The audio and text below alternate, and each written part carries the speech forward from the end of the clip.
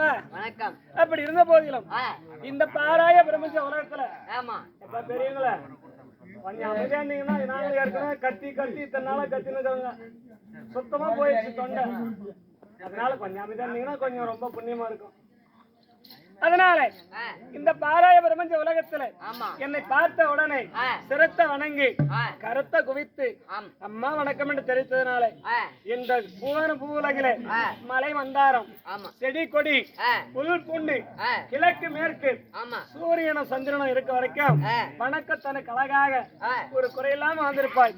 இருந்த போதிலும் இடம் பொருந்தி அவள் முறையிட்டு பார்த்தாலும் குறை என்பது இருக்கக்கூடாது. ஆனா பிறந்தாலும் அறிவிக்க வேண்டும். ஒரு பெண்ணாக பிறந்தாலும் புத்தி இருக்க வேண்டும். அப்படி இருந்த போதிலும் அதனால தேவர் குண தேவர் சபை, ராஜர் குடினா ராஜசபை, அரசர் குடினா அரசபை.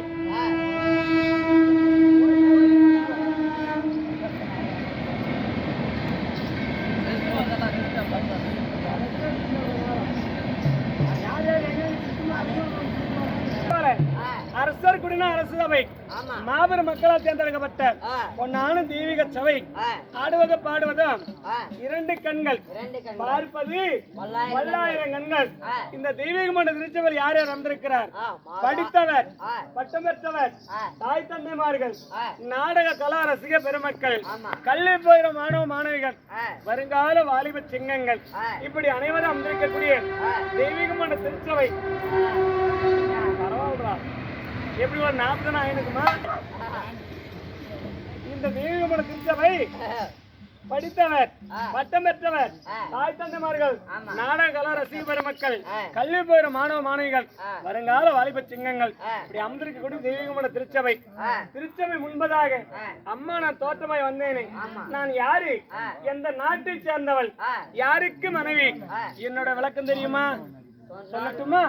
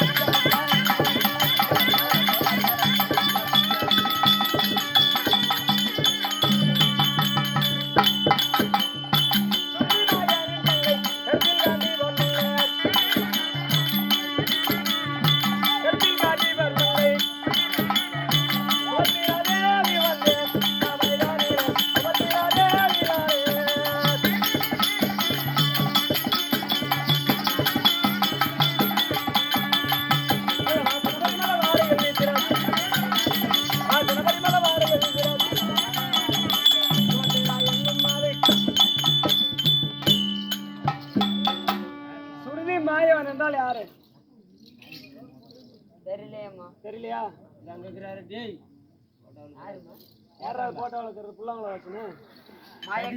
அன்னவர் தான் சுருதி மாயவர். கருத்தில் காண்டிபோர் என்பவர் யாரு?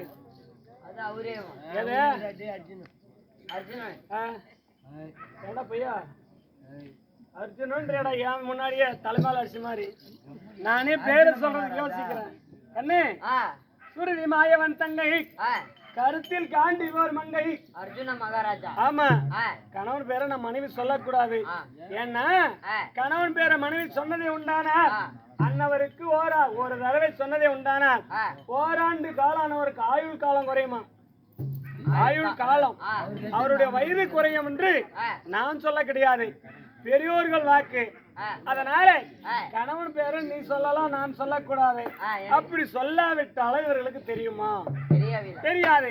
அதனால சுருதி மாயவன் தங்கை, அதாவது கணவர் நேர்புறமாக இப்படி உன்னை போல நின்றா வச்சுக்கோ, அப்ப கணவர் பேரை எதிரில் சொல்லக்கூடாது. அவர் இல்லாத நேரத்துல சொன்னா தவறு கிடையாது. தன்மை போல சுருதி மாயன் தங்கை, கருத்தில் காண்டிபர் மங்கை, சுபத்திரை என்னுடைய பேரு. ஆனா நான் எந்த நாட்டு ஆண்டு வந்து இருக்கிறோம்? அதாவது அது மட்டும் கிடையாது, நான் சொல்றேன்.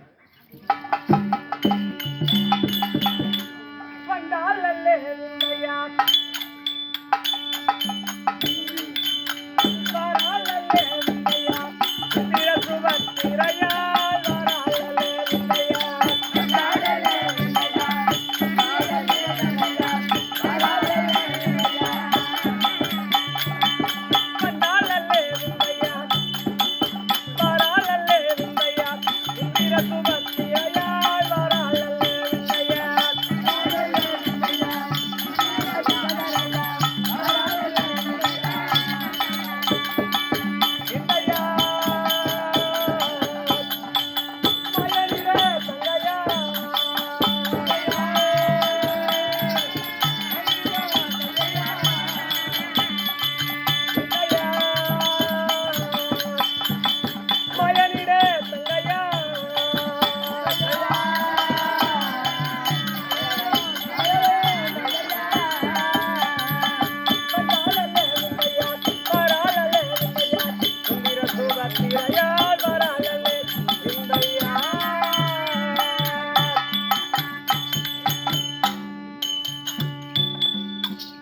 இருந்தாலும் என் பேரு சுபத்திரை.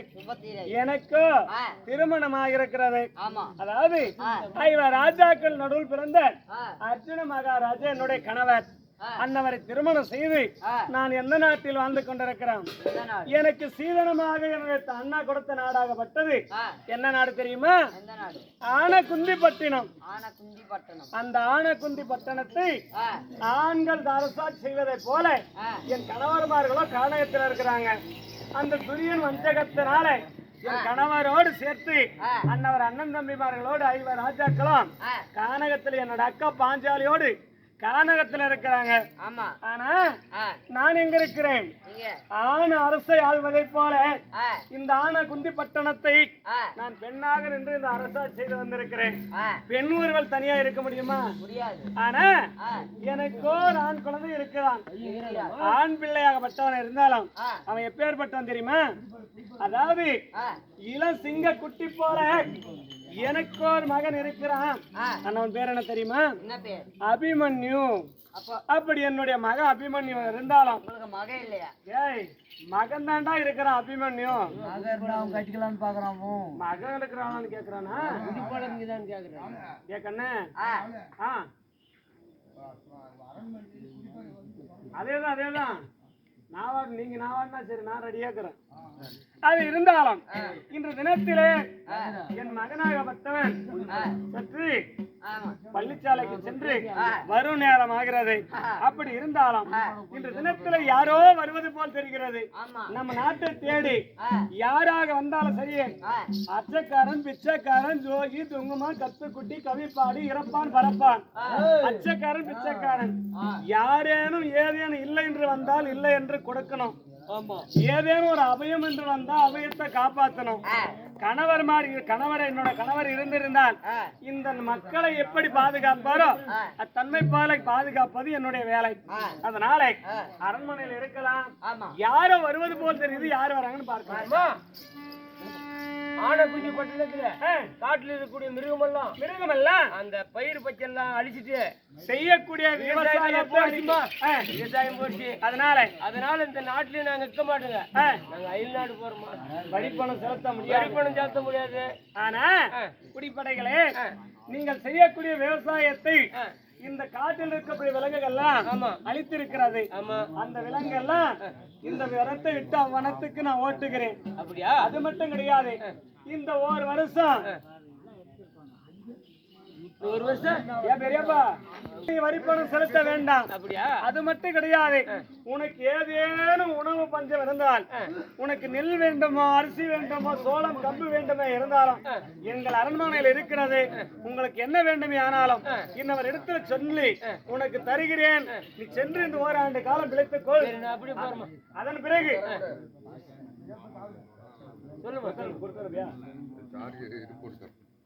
அதனால நீ சென்று உங்கள் நாட்டில் பிள்ளைகளோடு உன் குடும்பத்தோடு இருக்கக்கூடிய சந்தோஷமா இரு. மகனை அழைத்து நான் அதுக்கு என்ன உபாயம் செய்ய வேண்டுமோ நான் செய்கிறேன். சென்றுவார். இல்ல ஒண்ணும் இல்ல, நீ இந்த நாட்டை சேர்ந்தவர் தானே. அதனால நீ இந்த நாட்டை சேர்ந்தவர் தானே. எங்க அரண்மனையில நீ வேலை செய்கிறாய், பணிபுரிகிறாய். அதனால வரக்கூடியவர்கள் இல்லை என்று சொல்லாம நான் கொடுக்க முடியாது. அதை எடுத்து நீ பரிமாறணும். நீ அதனால கூப்பிட்டேன். சரி, உள்ள சென்று அண்ணவர்களுக்கெல்லாம் அரிசி, பருப்பு, எண்ணெயெல்லாம் கொடுத்துட்டு வா, போ பார்க்கலாம். என்னங்க